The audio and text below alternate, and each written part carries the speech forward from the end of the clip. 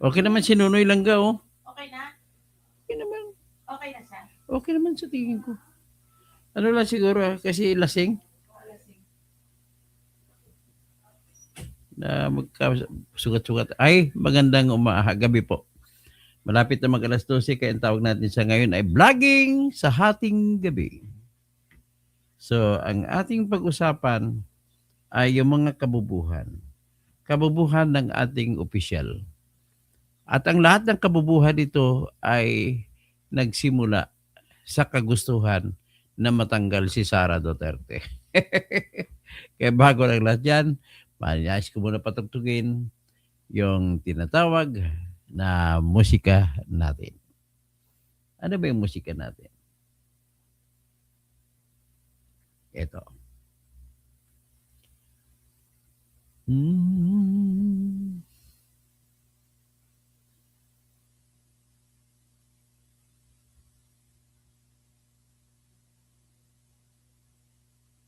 Ito. Si Sara Duterte kasi siya naman ang sintro ng lahat eh. Sara, Sara, wala nang iba.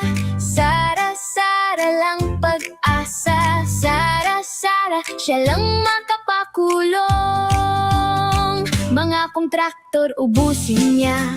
Si BBM Sandro ikulong niya. Si Tamba Zaldi ikulong niya. Tapang at malasakit ibalik para bayan ay manahimik. Durugin ang sindikato sa korte, sa DPUA, sa DS Void, sa Philippines. Okay. So ngayon, patugtugin muna natin yung favorite song natin ng ating channel. Ito po ay Toto Kausig Terador. Ito laging sinasayaw ng aking apo.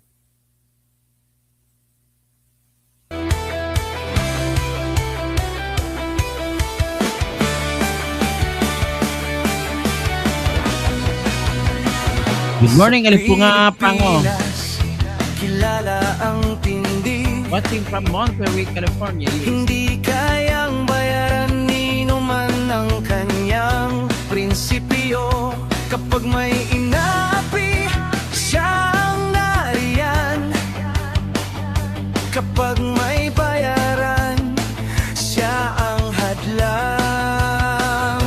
Hindi siya tiklop sa pananakot ng iilan. Hindi siya alila ng sino mang mayaman. Kung ang kapangyarihan nila ay inaabuso, hinahawi niya yan mano-mano. Kapag ang taong bayan ang nasasakal, siya ang unang sumusugot, tumatagal. Hindi pera ang sukatan ng halaga, kundi kung sino ang lumalaban para sa masa.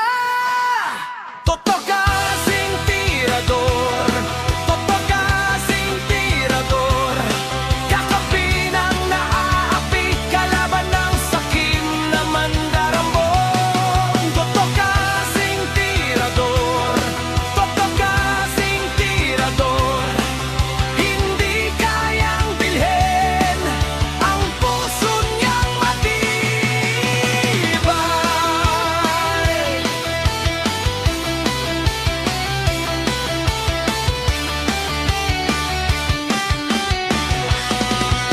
Ansargoro. Mga magnanakaw sa pondo ng bayan, Si Ansargoro, si Bonggoro ba ito? nanginginig kapag siya ang Mafia kakawin yung mga pagare. nandyan. Bawat piso, bawat sentimo, kailangang sagutin sa mata ng tao. Walang ngiti para sa mandarambong, walang pwesto para sa sumisimsim. Kapag ang hustisya ang pinag-uusapan, siya ang bantay sa gitna ng laban. Kung may nilulunod ang kasinungalingan, siya ang boses na hindi tatahimik. Sa bawat galaw ng mapagsamantala, may salubong na Mel Baruelo. paninindigan niya. Hello. Kasing tirador, toto kasing tirador. Kakampi ng naaapi, kalaban ng sakim na buwaya. Toto kasing tirador,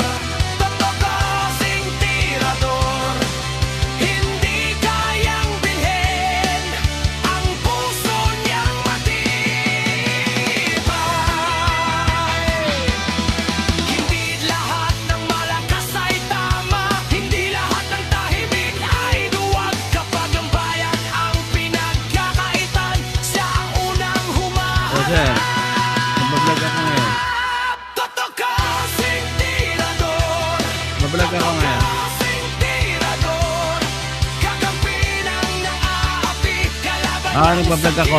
Live. na buhayan. A shout out to Teachers Pet TV from Charlotte, North Carolina. Tirador sa taong bayan, nagtatayo hanggang dulo ang paninindigan.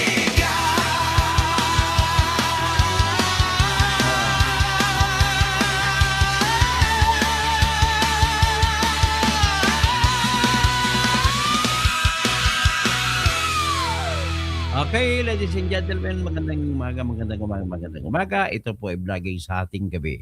At ang ating pag-usapan po ay mga kabubuhan lahat na umiikot-ikot sa kagustuhan na matanggal si Sara Duterte bilang Vice Presidente. Yan lamang po ang ugat ng lahat ng ito. Pero ang problema, nakipagkumpetensya sa lakas ng hatak itong flood control project. Yung flood control project po, mga kababayan ko, ito po hindi ordinaryong usapin. Ang usapin po nito ay nagsimula sa isang salita. Mahiya naman kayo! Ang problema lang sa mga salita niyan, diyan mo makikita ang pagtatago ng mga katotohanan.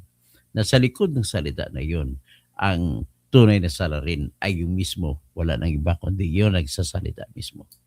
Napatunayan natin yun sa mga malay-maleta na mga hinatid ng mga Marines, malay-maleta na mga hinatid na ayon din kay Saldico. Ibig sabihin, hindi lang po mga Marines ang nagsasabi ng maleta. Tanda natin, unang-una nagsasabi tungkol sa maleta ay si Saldico.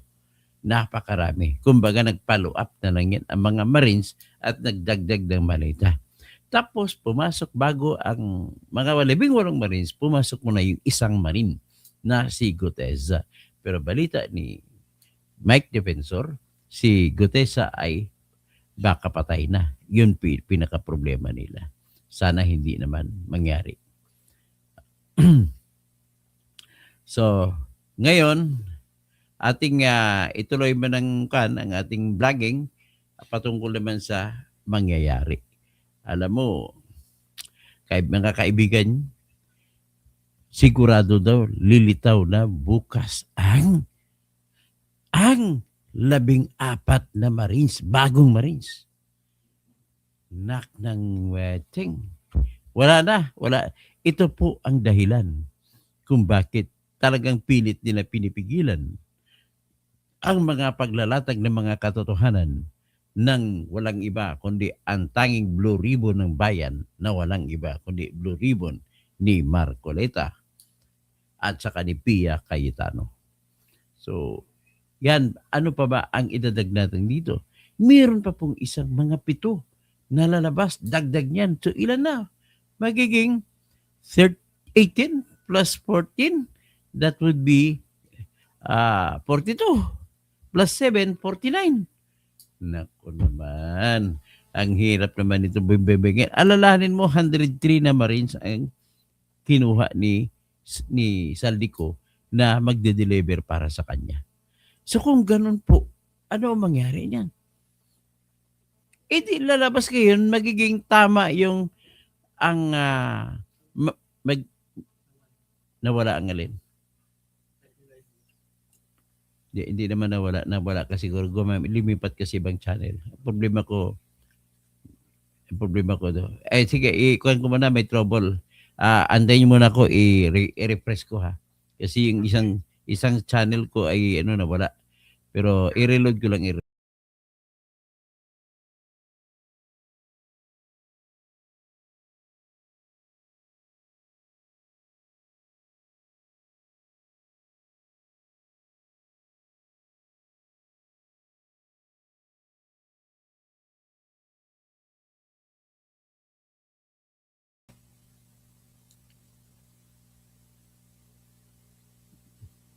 Parang hindi pa rin pumapasok itong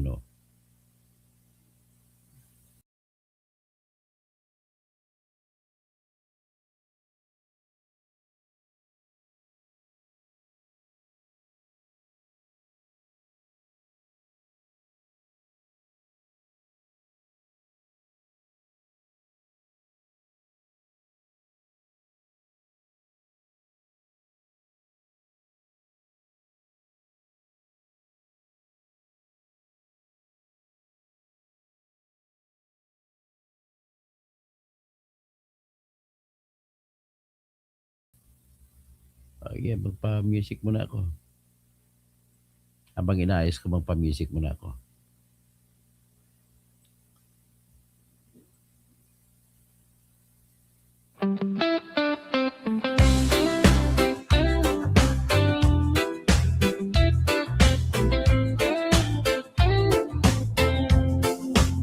Sa dulo ng araw, ikaw ang matibay. Tahimik lang pero laging may saysay.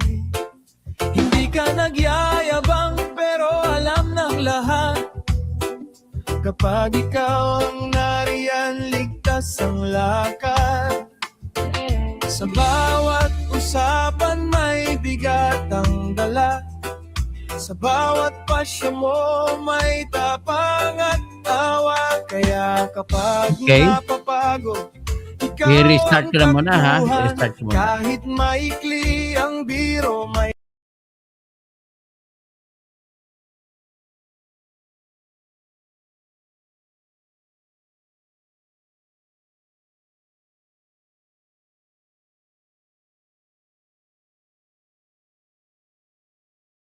Tayo, lipat na lang kayo kasi ang isang Facebook line ko ay mukhang na-cut. So, doon na lang kayo sa ibang Facebook ko o di kaya lumipat na lang kayo sa Twitter ko. Okay, diretso tayo. Nasaan na ba tayo ngayon? Una, yung kasi kabubuhan ni ang tinatawag natin na si Jerbil Lucarit Luestro. Pakita natin ang kabubuhan niya. Ano ba ang kabubuhan niya? Akalain mo ba? Pwede daw ang 2/3. Kung sino mang mathematicians dito, marunong sa math, pwede ba 2/3 and 15? Kailangan ang 2/3 na dami ng senador. Pwede ba maging 15 ang 2/3 ng dami ng senador para bumuto ng guilty si Sara? Okay, paliwanag ko kung pwede o hindi. Dito natin makikita kung gaano kagaling o kabubo yung ating mga binubuto. Ito po, si Entra Jerbel Lucarit Luestro.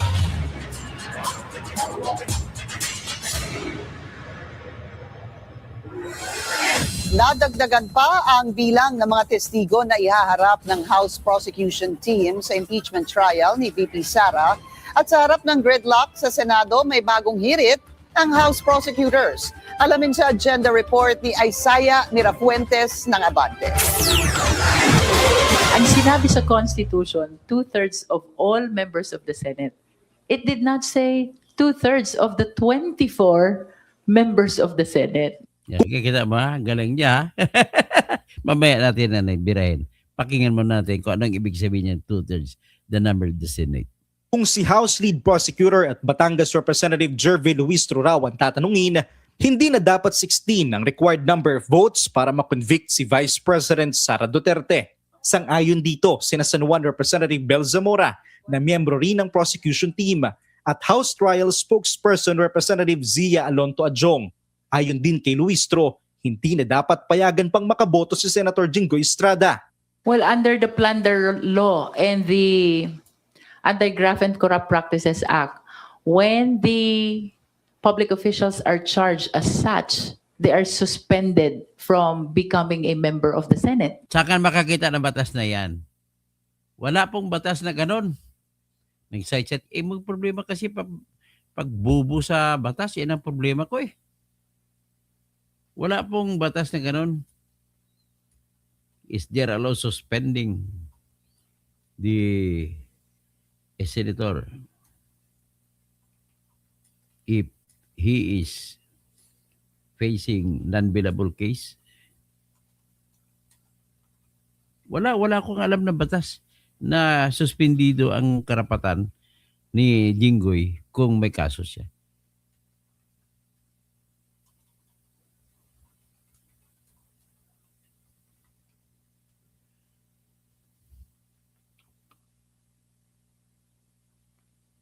Akalain mo pag sinuspindi mo ang senador, ang sinuspindi mo hindi senador, ang boto ng tao na nilalarawan ng senador.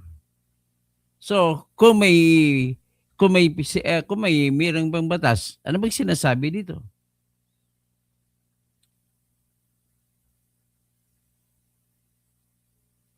Okay, may sinasabi shall be suspended from office. Okay, hindi ako agreeable sa batas na yan.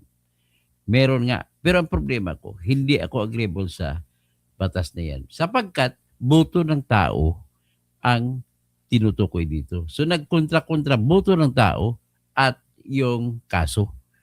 People of the Philippines versus Jinggoy Estrada. Pero binoto siya ng people of the Philippines. In this case, overriding ang power ng people of the Philippines para bumoto sa impeachment. On the other hand, hindi mo pwede na bawalan bumoto ang senador just because may kaso siya. On the other hand, required siya ng impeachment court na bumoto siya. So with this, it is unfortunate. Ang batas na yan po ay batas lamang. Mas mataas ang konstitusyon. Kaya I now proclaim and declare that provision in the plunder law is unconstitutional. It is not consistent with the Constitution. Even if it is mandatory, it is only applicable to persons who are not elected as senators and who are performing a mandatory constitutional obligation. Kasi walang pwedeng pumalit sa kanila eh. Pwede lang ito mag-apply sa mga tao na may pwedeng magiging acting na magiging kapalit. To vote for or against a respondent in an impeachment trial, one cannot even say that he will inhibit. Kahit sino, bawal ka mag-inhibit sa totoo lang. Kailangan silang bumuto at hindi pwede palitan sila. At no other person can replace them. So ngayon, let us put the situation. Magtatanong ako kay Attorney Topacio na aking abogado.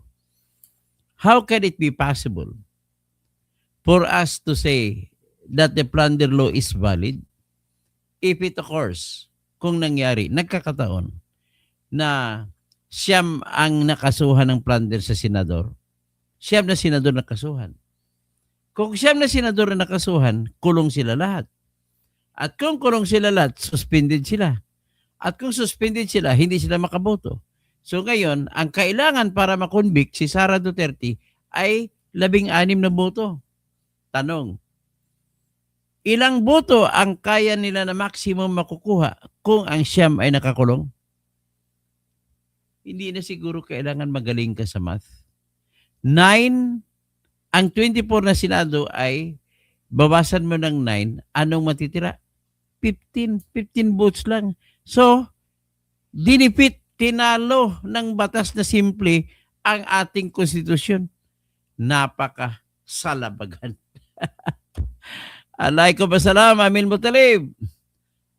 Dito nyo nakita ngayon. Naawa lang ako kay nagsiself-destruct lagi ni si Attorney Palsis. He's a product of University of the Philippines College of Law.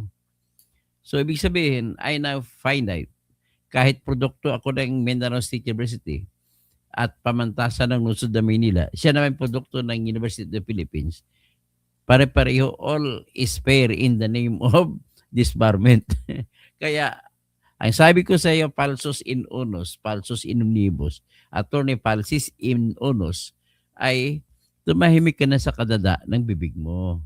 Kasi ang problema mo, pag magdada tayo, hindi mo napigilan magsalita ng nakaka-bulgar na hindi bagay.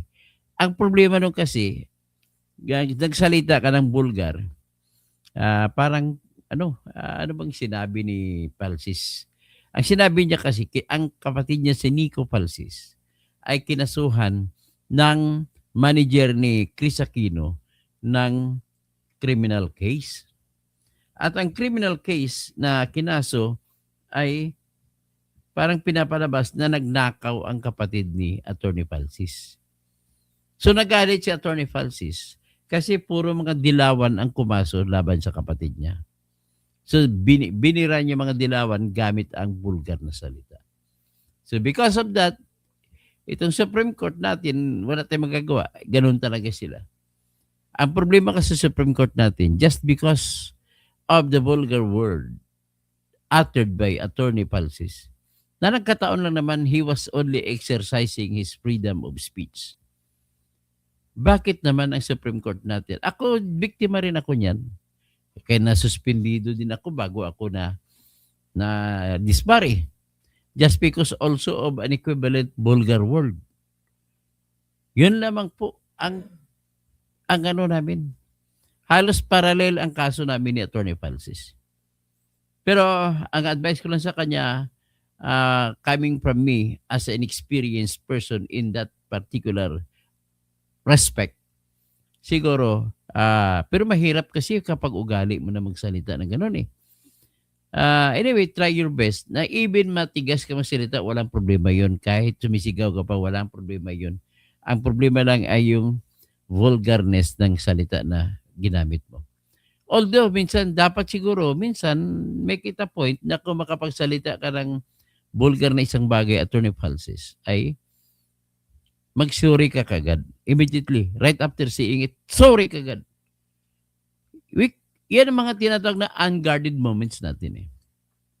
So ito nga dapat nga ito ang abogada na si Chiquan, si Luis Tru, dapat i-disbar din ito. Akalain mo magsasalita siya na pwede daw pwede daw 15 na lang votes kasi suspendido ng mga senador. Kung suspendido, hindi na may bilang. So ang gusto niya 15 votes. Kanina, sinabi ko hindi pwede ang 15 votes, pero mamaya papaliwanag ko. Ito ngayon, ang katwiran niya ay pwede raw suspendido daw ang opisina ng tao kapag siya ay may kasong plunder.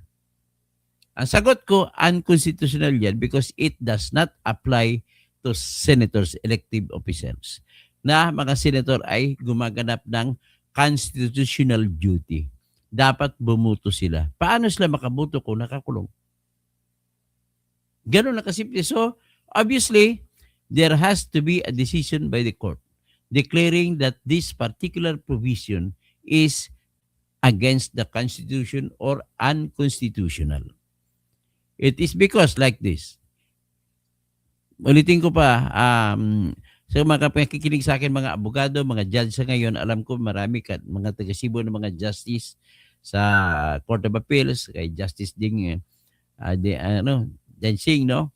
Ganito po ang aking view on the matter. Unconstitutional siya in the sense na sa duties ng pagboto sa impeachment court, wala silang kapalit, sila lang ang pwede bumoto.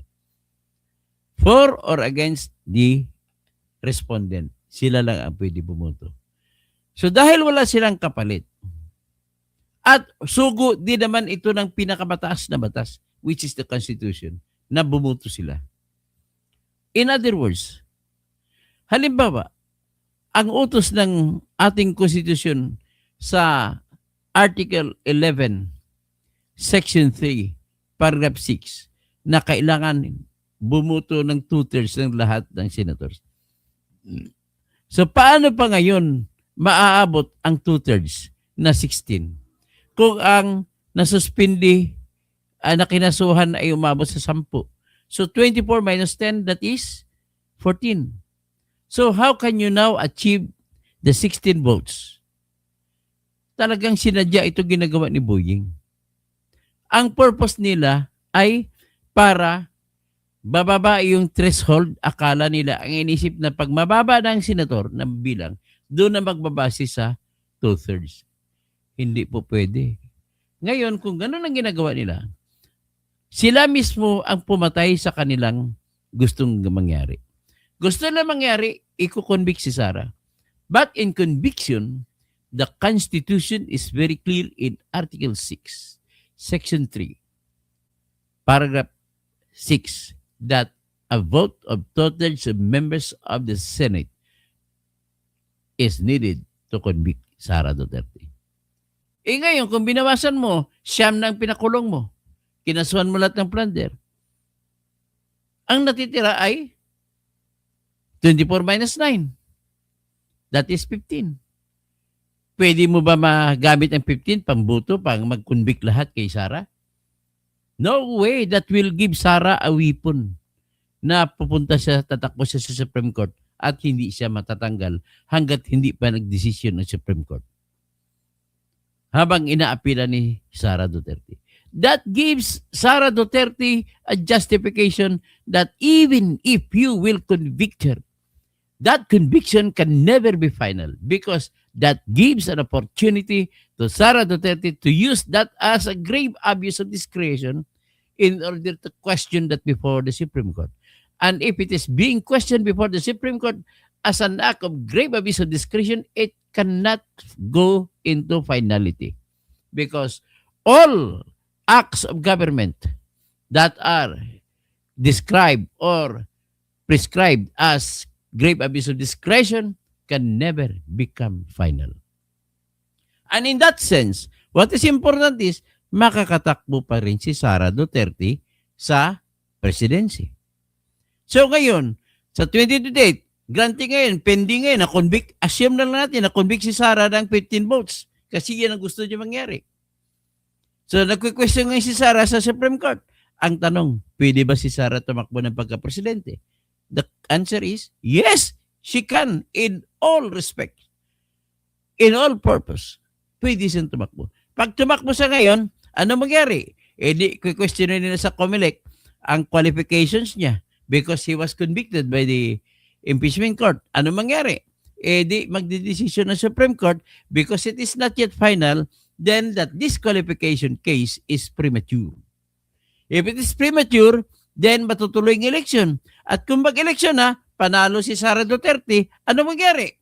Then, what prevails now is the voice of the people is the voice of God. You can never defeat Sara with the voice of the people heading for her. Ganun po ang mangyayari. Okay? So ngayon, yan po ang pinaka-problema ninyo. Sinasabi ni Joey Nadal, bulag daw sa katotohanan na itong abogadong ito. Ay Joey, if you are not a lawyer and you have not studied law, do not speak into that. Kasi kung naging abogado ka pa, madidisbar ka. Kasi mali naman ang sinasabi mo. Pasensya ka na. Sabi niya, sabay niya, doon ko magpaliwanag. Ano ba yan? Hoy, kalbo pa. Ay, di namin. Inubusan na ba ako dito ng mga puro kwan? Puro ano? Puro... Ay, kampihan nyo nga ako kasi puro mga troll itong pumapasok. So, understand? So, kabubuhan ni Luistro ngayon, gusto niya 15. Pakinggan natin ulit si Luistro. Pagpatuloy natin. At kung hindi physically na dadalo si Senator Bato de la Rosa, ay hindi rin daw siya dapat payagang makaboto. Kung magkagayong 22 senators na lang, 15 na lang ang kailangang bumoto ng yes para mapatalsik si VP Sara. 15. Paano mo ma-derive ang 15? Sige nga. 2/3. Ibig sabihin ng 2/3, hatiin mo sa 3 ang mga members ng Senado at ang 2 hati ay kukunin mo, idadagdag mo. Paano magiging 15 na senators ang 2/3? Pabalik tayo, reverse computation. 15 divided by 2 is 7.5. Meron mga 7.5 na senador? O 7 or 8? Tapos i-times 3 mo, 7.5 times 3, that is 21 plus 1.5, that is 22.5. Paano ngayon yan? Mismo ngayon, saltik nga siya eh. Bakit saltik? O salto? Sapagkat sabi niya, kung hindi boboto daw si Senator Jinggoy at si Senator Bato, maging 22. Di ba? So, paano ngayon maabot ang 15? It is always in whole number. Kasi ang tao, hindi mo pwede putulin mong ulo ko. O 1/2. 1/2 na tutukaw sing. Ang taas, ibibigay doon. Ang kalating 1/2, tira. Parang ganon. There is no such thing as 1/2 person. Kahit po unggoy, kung tao lang ang unggoy, hindi mo pwede sabihin na 1/2. Kahit nga yung pandak, hindi mo pa sabihin 3/4. So, another kabubuhan, Jinky Luistro. Pwede ka sigurong kasuhan. Subukan ko, magsampa ko ng disbarment due to ignorance of the law. Pero ang katotohanan dito, hindi siya marunong sa math. Laging whole number yan. Halimbawa, ano ang 2/3 ng 18? Sabi natin 18 na lang kasi natanggal yung 6.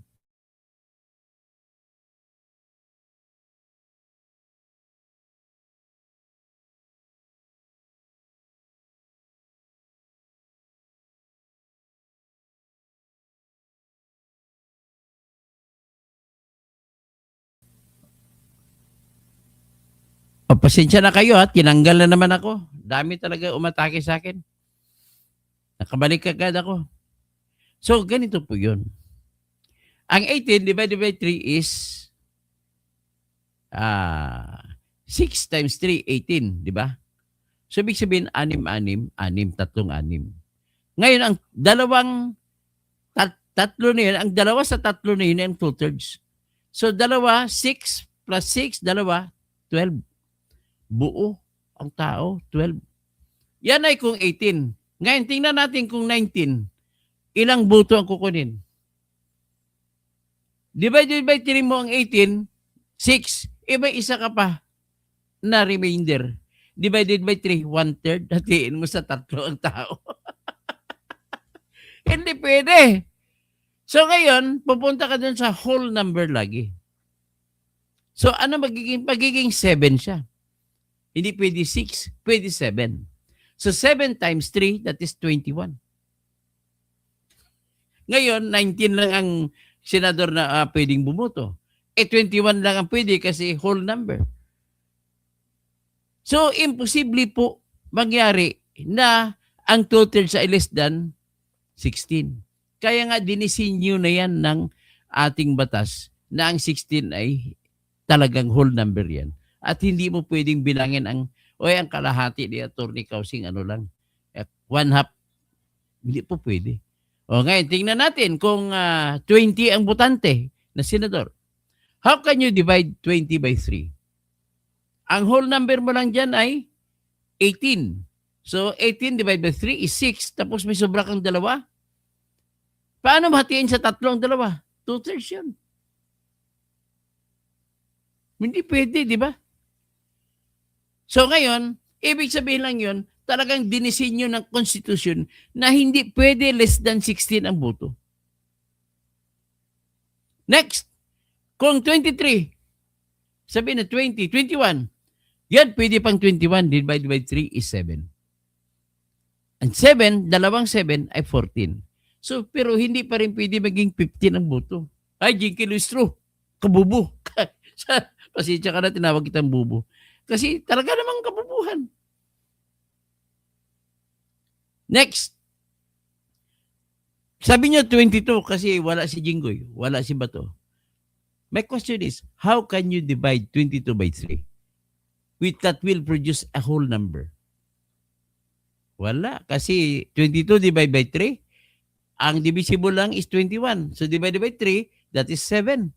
May isa ka pa natira. 1 divided by 3.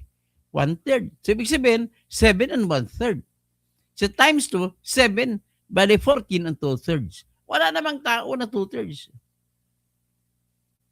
Diyan po, there you see the kabubuhan ni Jinky Luistro. At dito rin natin makikita yung katalinuhan ng ating mga framers ng Constitution. Na pag sinabi niya 16 votes, 2/3, ay 16. 16 lang talaga. 2/3 lang yan. Sinabi lang language, 2/3 of all the members of the Senate. Ang sabi ni Jinky, hindi naman sinasabi ng all ay 24. Yes, you are correct. Pero i-explain ko na, kung malabo ang gusto mong pipiliin, you have that burden to prove that you are correct. You have to read the Constitution in an ordinary manner. At ang verbalehes, ibig sabihin verbalehes, kung ano ang tingin mo sa plain explanation, that should be given as the interpretation that is correct. The simplest interpretation. Ang Constitution po ay hindi batas. Mas mataas pa yan sa batas. Pero ang Constitution, dahil pinagbubutuhan niya ng mga tao na hindi abogado, kasama ng mga abogado diyan, mga tao na mga farmer, mga tao na halos makapagbasa o hindi. Ibig sabihin po, JJ, ang pakay ng paggawa ng konstitusyon ay para sa simpleng interpretasyon, hindi sa complicated interpretation. So pagdating sa mata ng farmer, how will you know, kung marunong mga farmer mag-divide sa math, how will he understand or she understand that 2/3 is 16 or less? Wala, 16 lang talaga. Kaya masisisi ko lang talaga dito, alam mo ano, ang ating ang gumawa ng Constitution. Kung bakit ko sila sinisisi, bakit kasi gumagawa sila ng pa-style-style pa ng English? They can say it straight, can be convicted with at least 16 senators. Ganun lang kasimple, 16 boto. Bakit mo ginawa pa 2/3? Ang labo nyo talaga. Tapos, sa Section 16, Paragraph 1 ng Article 6, nagsasabi, the Senate President shall be elected by the majority of all senators. So, para wala ng gulo, yung mga sumulat na mga akala mo magagaling sa English, mga putsang ka, punyeta kayo ng mga style-style pa kayo, dapat simpleng English lang. Hindi kayo Tagalogin na lang ninyo. Pwede rin sa salitang Maranao. Matao man po sa Pitiro Maranao. Salitang Ilonggo, salitang Kapampangan. Mas maganda pa yan kasi alamin namin. Salitang Tagalog. In English nyo pa, tapos style-style pa kayo. Gusto nyo, you must be an English writer that is very good at literature. Tapos style natin, mahilig tayo mag-figurative speaking. Pwede natin, bilisan mo ang pagpatakbo. Sasabihin mo pa, step on the gas. Anong step on the gas? Kung Amerikano ka, ibig sabihin step on the gas. Tapakan mo pa yung silinyador para bumilis ang takbo. Bakit hindi na lang tayo mag-adapt ng mga example ng mga let us speak in the simplest form of language? Bakit ano namang mga dialect o lingwahe? Simple-simplihin na lang natin. Kagaya nan, kung sinulat na sana na wala na sanang gulo eh. The respondent in an impeachment proceedings shall be convicted by a vote of at least 16 senators. Wala na sana problema. Di ba?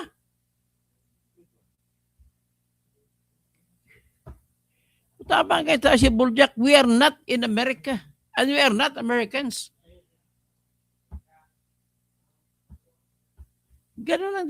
Puntos ko lang dito, kung ako maging senador, ipupush ko talaga yan na kapag sumulat ng batas, ay klaruhin na natin. I will cite another kabubuhan na batas natin, which is Section 17 of Republic Act 9851. Ano yun? Yan po yung Section 17, yung paragraph 2, patungkol kay Duterte, kung kailan mo pwede isuko o si Bato pa kailan mahulihin at isuko. Sinasabi sa lingwahe, in the interest of justice, sa ngalan ng katarungan, pwede rin magpariwara o pwede rin magpaubaya ang Pilipinas kung merong ibang mga bansa o mga korte na internasyonal na naglilitis o nag-imbestiga sa isang kaso na mga krimen kagaya ng crime against humanity, genocide, war crimes, pwede paubaya kung nakapag-umpisa na sila ng kaso. Yan ang sinasabi sa batas natin. Kasunod na sentence, instead, ay pwedeng isuko ng Pilipinas ang akusado, o pwedeng isuko o extradite ang akusado sa bansa na yun o di kaya sa International Tribunal, Criminal Tribunal, sang-ayon sa batas ng extradition tsaka treaty. Akalain mo, pag tiningnan mo sa English, instead, the Philippine authorities may surrender or extradite the person concerned in accordance with extradition laws and treaties. Diyos ko, tiningnan mo ating konstitusyon.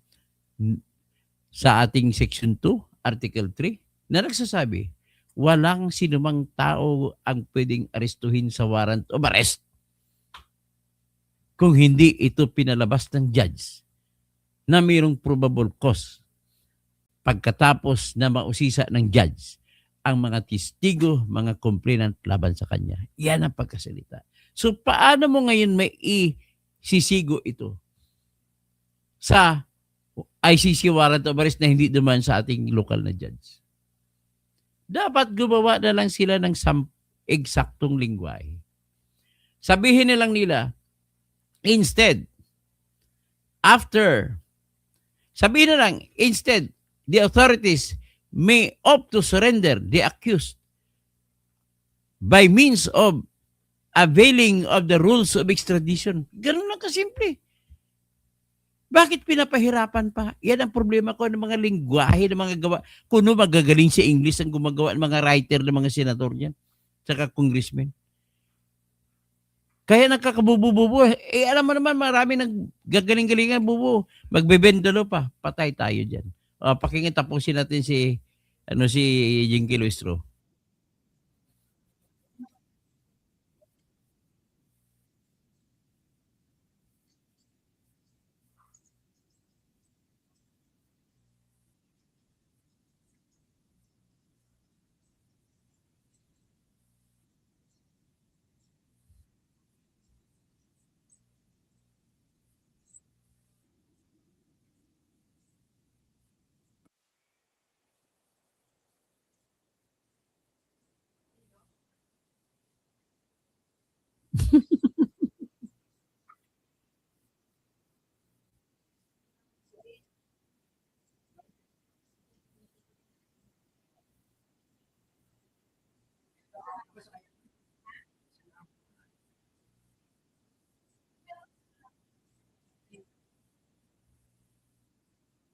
Okay, yung sinasabi, hindi naman importante yung manang yung huli. Well, I just want to address siguro yung sinasabi ni Joey Nadal. Sinabi mo kanina, may nagsampa na ng kaso ng presidente pa si Duterte. Huwag ka naman tumawag ng Duterte, galit na galit ako. Tawagin mo sa pangalan niya Duterte. Kaya nagagalit sa inyo mga DDS eh. Kaya kami mga DDS, kakampihan talaga namin si Duterte tututudok dahil sa inyong mga panglalait. Karamihan sa inyo, ang lait kasi niya yan, Joey Nadal. Tinitingnan namin mga Bisaya na discrimination laban sa aming Bisaya. You are not hitting Duterte, you are hitting us, the Bisayans. Ganun yan, Joey Nadal. Kung if it will taste good to you, you can continue that. But remember, we will never have peace in case you do not use the language that is decent to anybody. May nagsampa po ng kaso sa kay Kian de los Santos. Na-convict ang pulis. Maraming nagsampa. Pero maraming namatay. Mayroon bang pamamatay na may due process, Joey Nadal? Tingnan ko nga ang galing mo. How logical are you? Pag pinatay kita, may due process pa sa patayan? Ang bubo mo naman. Di ba? Bubo ka, di ba? Wala pong due process ng patayan na may due process. Kabubo. Kaya nga tawag niya extrajudicial outside court. May murderer ba nagpapa-due process? At wag mo sabihin sa akin na may pinatay si Duterte. Wala kang ebidensya na may pinatay siya. Baka police maraming pinatay. But then, I cannot agree if you claim that there were 30,000 people who were killed during his time. If you say so, then it is tantamount to saying that these dead are sufficient in number for them to fill up the arena of Iglesia ni Cristo in Bukawi. Di ba, Joey Nadal, be an intelligent fellow. You analyze what you think you want to say before saying it. Okay? That is only my request. Tapos ito sinabi mo, kaya no chance kay boto. Hindi ko naman kailangan ang boto mo. Ang kailangan ko lang ay yung pagiging matalino mo naman sana, Joey Nadal. Sayang apelido, mga Nadal pala, mga mabubo. Pasensya ka na. Bojack Sniper Team. bendalo, yung mga, gusto mo yung mga bendalo, no? Gusto mo si BBM na magnanakaw, no? Tapos, sino pa? Boljak Sniper, wala, di maabutan. Joey Nadal, did I get your attention? Yes, I got your attention. You got my attention because of your kabubuhan. Bubo mo talaga. You listen to my arguments if you want. Pero ang mahirap sa iyo, balik ka ng balik sa command responsibility. Pinag-usapan natin dito, impeachment, Joey Nadal. Are you insane or are you sane? Okay? Hindi ko na babasahin yan. Walang kwenta. Kapag bubo ng discussion, ang kausap mo, mahirap ang paintindi. Si Grace Almasan, 39 plus 1 po si Gutesa. Mag plus 1 maging 40 si Gutesa. So, iyan ang inaasahan natin. So, ang kabubuhan lamang dito ang pinipresenta natin. Mamaya na ako magbabasa dyan, siguro. So, pinipresenta ko lang ang kabubuhan. But now, before proceeding with my discussion ng kabubuhan ng mga politiko natin, let me just put an advertisement, siguro. Call it as an advertisement. I'm proud that Justice Marvic Clunin used the case that I won as the basis in saying, enough of criminalizing criticism. Justice Clunin calls to decriminalize libel versus public figures. Free speech is not a crime. Democracy is not a favor. Yan ang sinabi. At kinuha niya ito sa kanyang sinulat na desisyon ng dissenting concurring opinion para sa kaso na sinampa ko na kung saan nanalo po ako. Ang panalo ko dyan ay 8 against 7. 7 justices voted against my case and 8 justices voted in favor of my case. And the issue is whether or not cyber libel shall prescribe or expire in 1 year. Ganon po yan, So yan ang record ko. Causing doctrine pong tawag dyan. Matatalo dyan tinatawag na ginagamit nila Jinky na Abilino versus Quinco doctrine. Ulitin ko lang ang kadagdag na kabubuhan nilang lahat. Marami sila.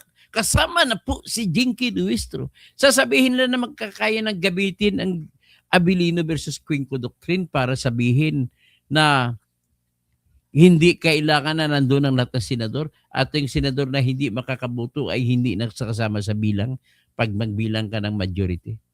Wrong, wrong, wrong. Bakit po? Una, ang Abilino versus doctrine, Joey Nadal, ay you have to know na dinismiss ng Supreme Court ang kaso na Abilino versus Quinco. At kung dinismiss, anong rason?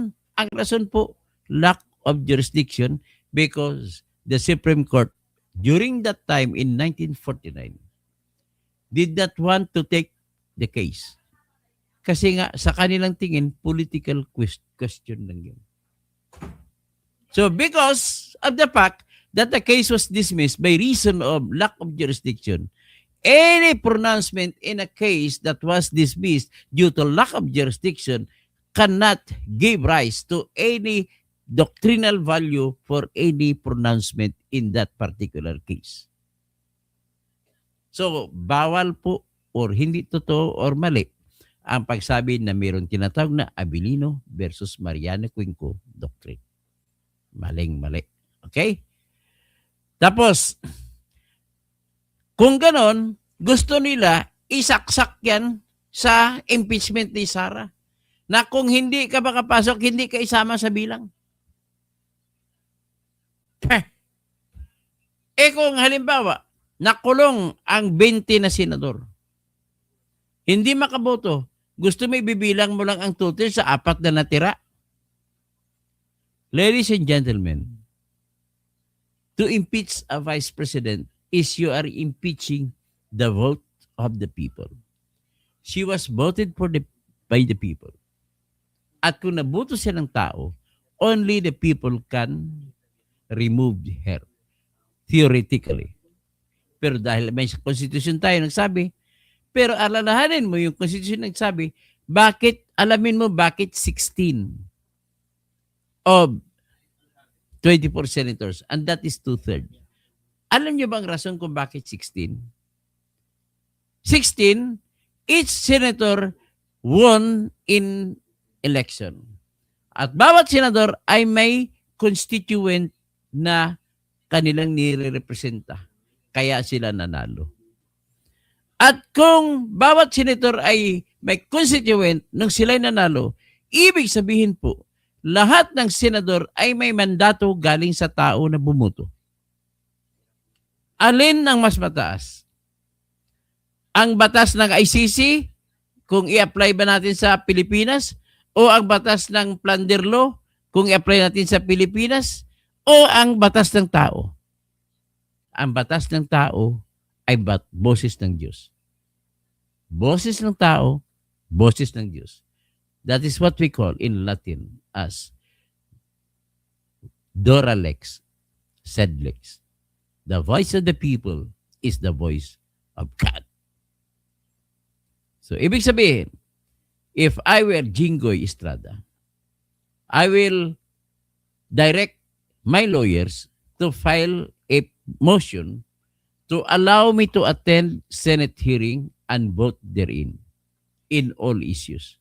Because that is a command coming from the Constitution, and the voice of the Constitution, which is also the voice of the people, is far more supreme than the voice of any case. It is inconsistent to say the voice of the people in favor of Jinggoy when you, on the other hand, looking at the situation wherein the people of the Philippines theoretically is filing a case against Jinggoy. So it will be people of the Philippines versus Jinggoy against the people of the Philippines who voted for Jinggoy.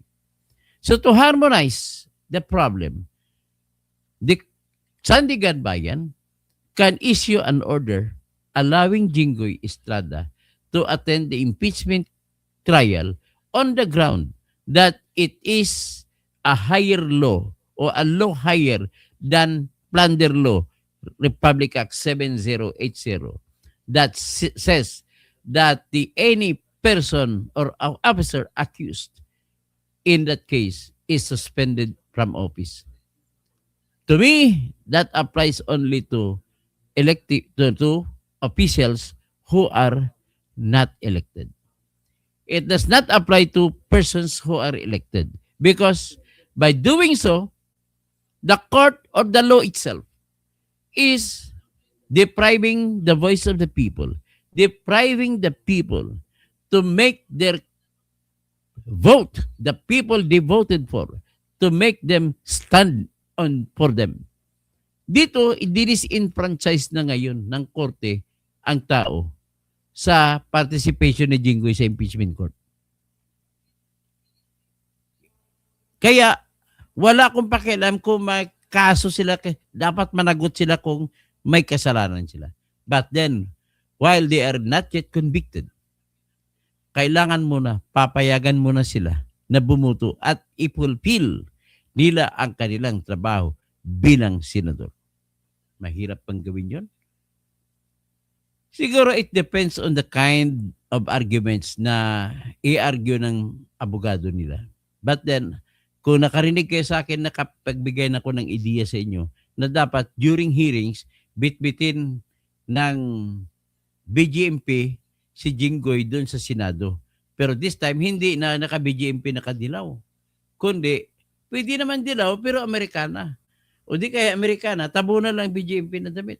Siguro naman pwede naman yan. After all, hindi pa naman guilty si Jinggoy. We do not know yet.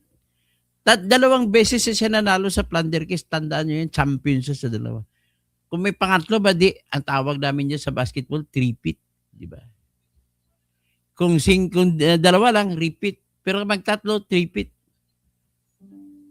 So am I doing any sense? I am saying this in order to enrich your thoughts. Kayo na nakikinig sa akin para pagyabungin kong inyong mga isip. Bahala kayo mag-continue na pag-iisip sa aking pinoprovoke. Provoking man ang aking ideya na binibigay sa inyo. But this will give you an exercise of your mind to make your mind open and awake and to accept all other idioms or all other systems that you are against that. Maybe that's the time for you to open your eyes and examine further whether your beliefs are correct or not. But this time, I will not relinquish my statement in saying that Jinky Luistro is a very, very, very the dumbest congressman o congresswoman I've ever seen.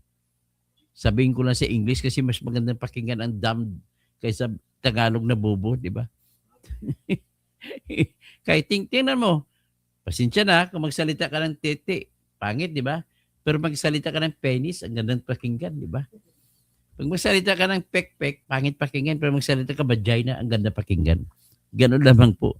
Okay, pakita ko lang inyong isang kabubuhan na ulit ko nakikita, nagbabalik-balik sa wall ko. Ito naman si Auntie Claire Castro. Napakagandang babae ito, pero nagiging tingnan mo naman. Wag po silang tawaging ex-marines. Dahil wala na po sila sa serbisyo. Natural, wala si ex. Nagalit tuloy si Iloy Big Bugri sa iyo. Ano pang iba? At least ito pa. Pakita ko naman sa inyong kabubuhan ng mga Gatchalian senators. Gatchalian Black. Ito si Gatchalian Black mga senators. So, kita nila Tingnan mo Pakinggan mo, sinabi nila, nagpa-picture pa sila kasama si Chis Escudero. Solid Black 11. Wala pa si Chis Escudero, Black 11. Peter Cayetano, resign. Hinahamon na si Peter Cayetano resign. Tapos tingnan mo, ang mga reaction ng tao. 138,000 ang react. Sa 138,000 Duarte, ang 116 pinagtawanan na react. Hiling emoji na pinagtawanan. Ang nag-approve lang sa kanila, 13,000 lang. Ay, kabubuhan talaga. Ano pa? Ito naman, gusto ko lang ipakita na kabubuhan din naman ito.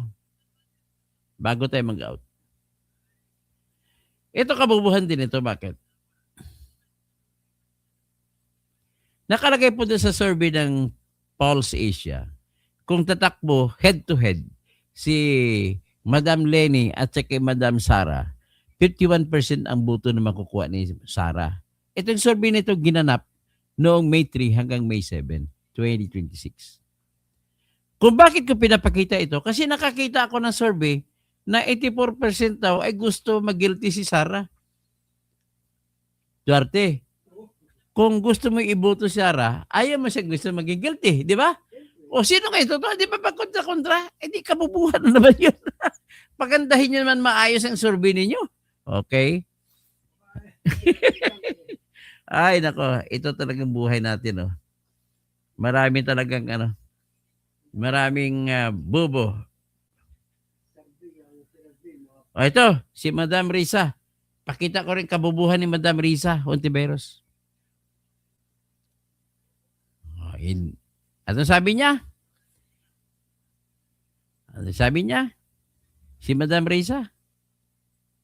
Ito Si Madam Risa, hindi po lahat ng kriminal ay kriminal.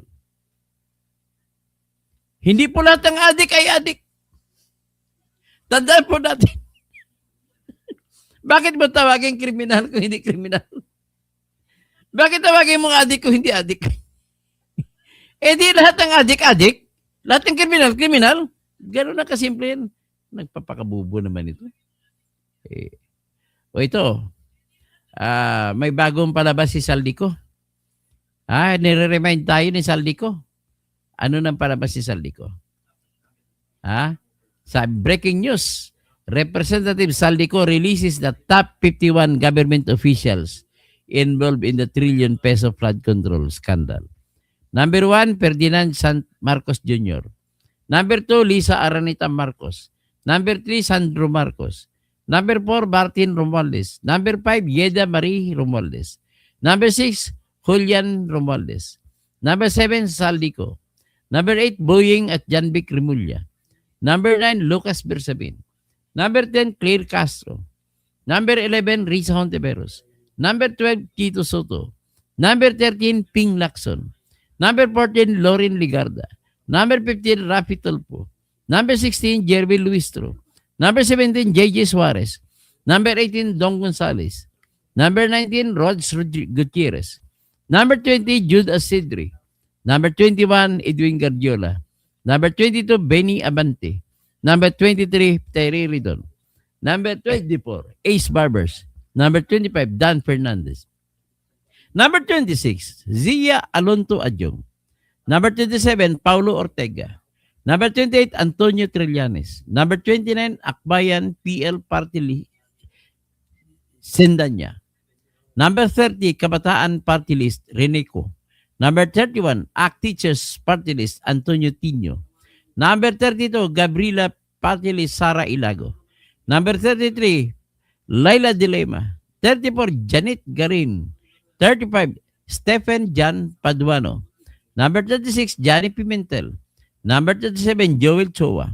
Number 38, Alfredo Garbin Jr. Number 39, Roland Valeriano. Number 40, Lordan Suwan ng Cagayan de Oro. Number 41, Romeo Acop na nasa kabilang langit na. Number 42, Jefferson Kunghon. Number 43, Romeo Browner Jr. Number 44, Nicolas Torre III. Number 45, Romel Marbil. Number 46, Larry Gadon. Number 47, Arlene Brosas. Number 48, Raul Manuel. Number 49, Anton Lagdameo. Number 50, Manuel Bunuan. Number 51, Gibo Teodoro. Well, it is only announcement. Hayaan natin ang announcement na yan. Ngayon, ladies and gentlemen, ipakita ko lang sa inyo na may isang makabayan na tumatakbong senador na matindi na kritiko ni Duterte. Anong sinabi niya? Ito po si Attorney Luke Espiritu, akon migo ng taga Bacolod. Itong sinasabi niya po.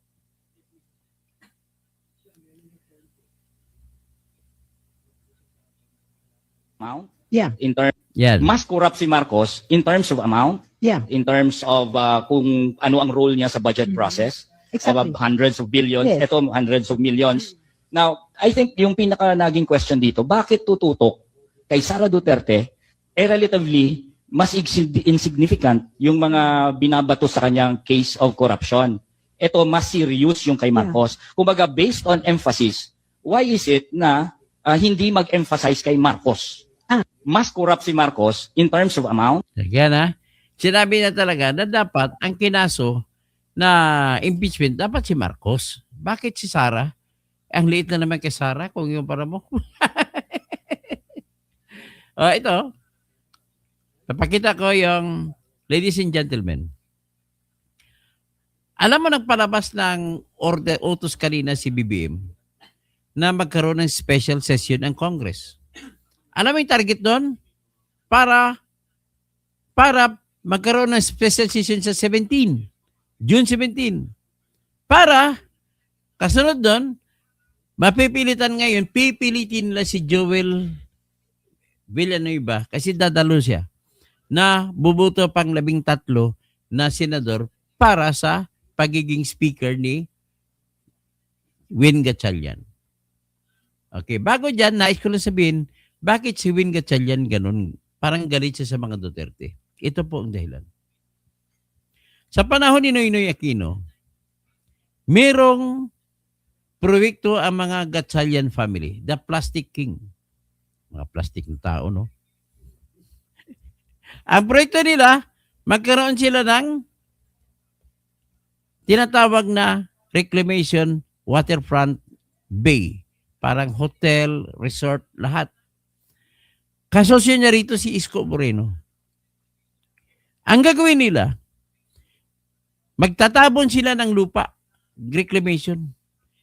Alam mo saan ang parte ng dagat ng Manila Bay? Doon po sa likod ng Quirino Grandstand ng Manila Bay.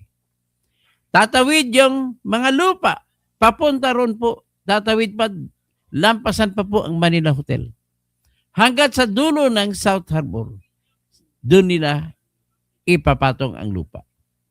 Ang proyekto nila ay aabot ng 35 billion pesos. So ngayon, panahon pa ni Noynoy yun, panahon ni Noy, tapos inabutan pa ng panahon ni Duterte, sa buong 6 na taon na si Duterte ang namumuno, ay hindi pinayagan ni Duterte na mag-umpisa ang proyekto. Pagdating sa panahon ni Bong BBM, pinayagan ni BBM mag-umpisa, pero natigil din kagad. Ano ang dahilan? Sapagkat po, kumontra po ang United States government. Nasa likod kasi ito ng US Embassy. At ang number 1 na dahilan ng US Embassy ay ang mga kasosyo ni Plastic King, ni Win Gatchalian, ay yung mga Chinese corporations na gumawa ng mga isla nandoon sa West Philippine Sea.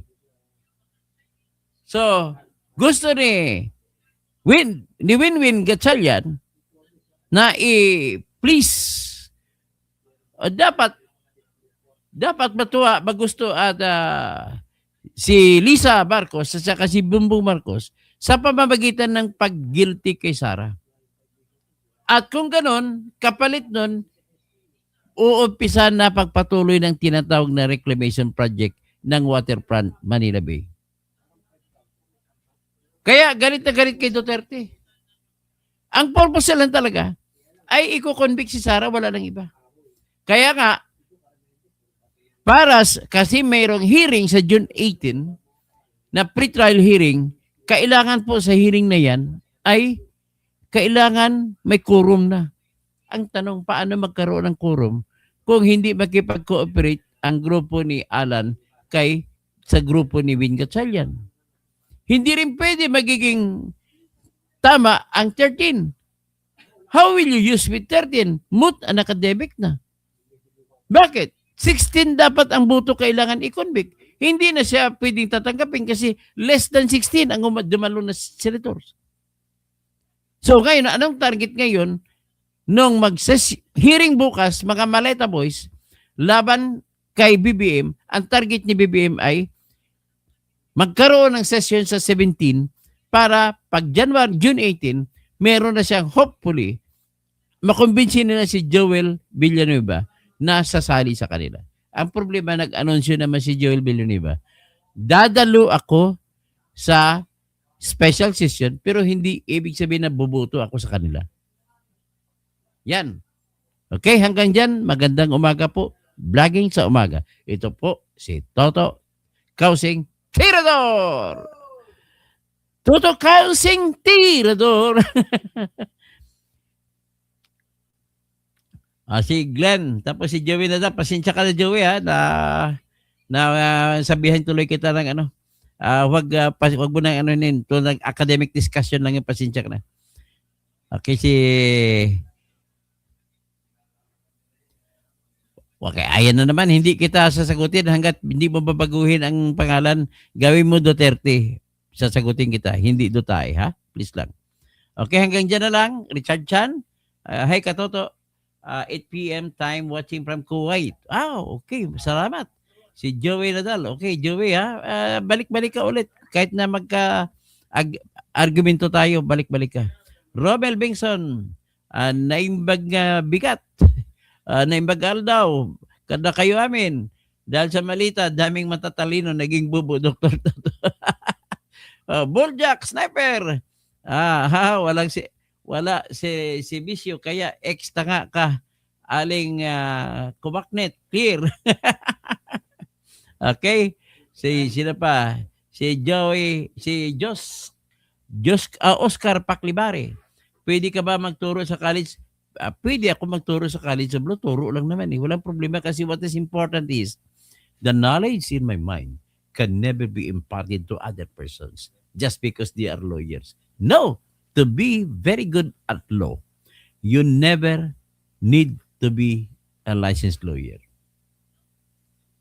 In other countries, you need not have a license in order to practice law. What is important is you have that tool in your mind that can save your client. That's all. Okay? And to tell you honestly, the Supreme Court stripped me of my license from practice just because of my vulgarness also. Like Attorney Pal says, vulgarness in Facebook. pasensya na. Wala tayong magagawa. Talagang ganun tayo eh. Kasi masyado tayong madamdamin. Nag-aalab ang damdamin para sa bayan. Sometimes you have to accept those sacrifices as part of my manifestation that I am a genuine and passionate patriot. Okay? Also, I am so attached and zealousness, the degree of my zealousness if I'll fight for a client, it's beyond the clouds. Pwede ba kayo makakalda? I can see, I can fly. Tapos,